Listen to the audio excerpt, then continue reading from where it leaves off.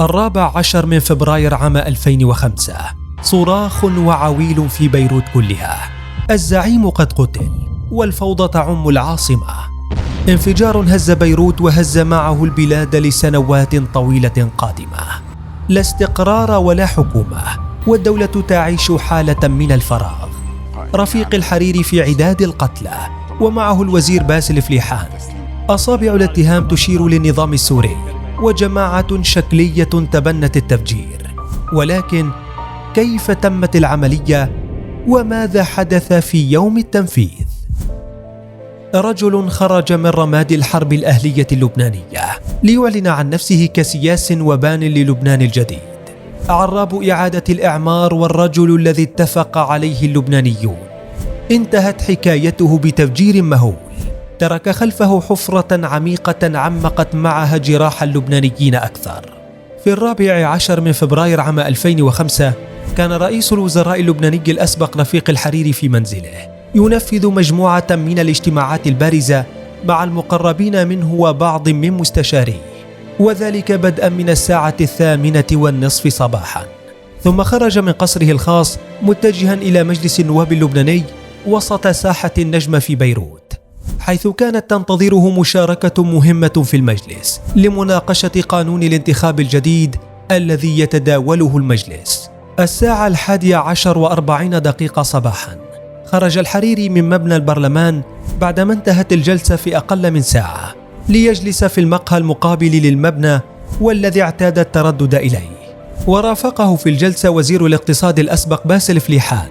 بعدها بدقائق تدفق الصحفيون للمكان، لكن الحريري غادر في تمام 12:50 المقهى متجها إلى قصره في قريط مع فليحان، ويرافقه موكب أمني مكونا من 7 سيارات. سلك الطريق البحري هذه المرة، حيث اعتمد الفريق على تغيير الطريق في كل مرة، وذلك لدواع أمنية بسبب التهديدات المحيطة به.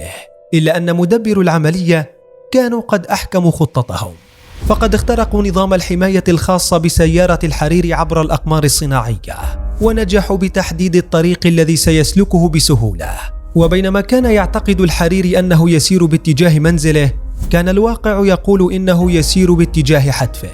فقرب فندق سان جورج ببيروت كانت تقف شاحنة كبيرة بيضاء بداخلها 2500 كيلوغرام من مادة TNT المتفجرة، بانتظار وصول سيارة الحريري المصفحة بقوة لتنفجر. وخلف سيارة الحريري كانت هناك عملية أخرى تدور، حيث حامت حوله 5 شبكات اتصال للمراقبة والتشويش، وكانت تعمل على ذات المنوال قبل 4 أشهر من ساعة الصفر. سار الحريري بسيارته برفقة باسل فليحان ليقود نفسه إلى الرمق الأخير، فمع مروره قرب فندق سان جورج انفجرت الشاحنة التي حملت لون السلام في تمام 12:55 لتهز العاصمة اللبنانية بيروت كلها، وتعلن عن مقتل الرجل الأبرز بالدولة ومعه فليحان، والكثير من الدمار في موقع التفجير. فقد خلفت وراءها حفرة بعمق 7 أمتار وقطر 18 متر، وقتل مع الحريري وفليحان 20 شخصا، كما أصيب أكثر من 200 بمحيط الانفجار، مع احتراق عشرات السيارات وتهدم بعض المباني. لتبقى آثار التفجير واضحة لكل الشهود. خطة محكمة نفذت بأياد مجهولة في لحظتها، رغم أن أصابع الاتهام كلها إشارات للنظام السوري بالمرتبة الأولى، ثم لحزب الله اللبناني. إلا أن جماعة غريبة تبنت العملية، حيث بث تسجيل مصور عبر قناة الجزيرة لرجل ملتحي قال إن جماعة النصرة والجهاد في بلاد الشام هي من نفذت العملية، وكانت تلك هي المرة الأولى التي يسمع اسم الجماعة فيها، حيث لم يعرف منهم سوى أحمد أبو عدس الذي ظهر في التسجيل.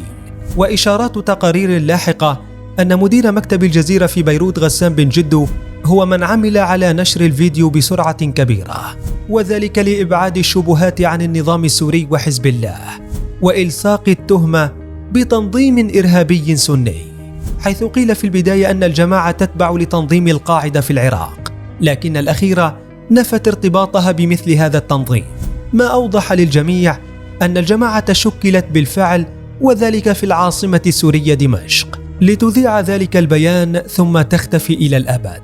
رحل الحريري بتفجير بيروت المرعب، ووضع مكان الانفجار شعلة الحرية التي تشتعل كل عام لمرة واحدة في ذكرى مقتل الحريري.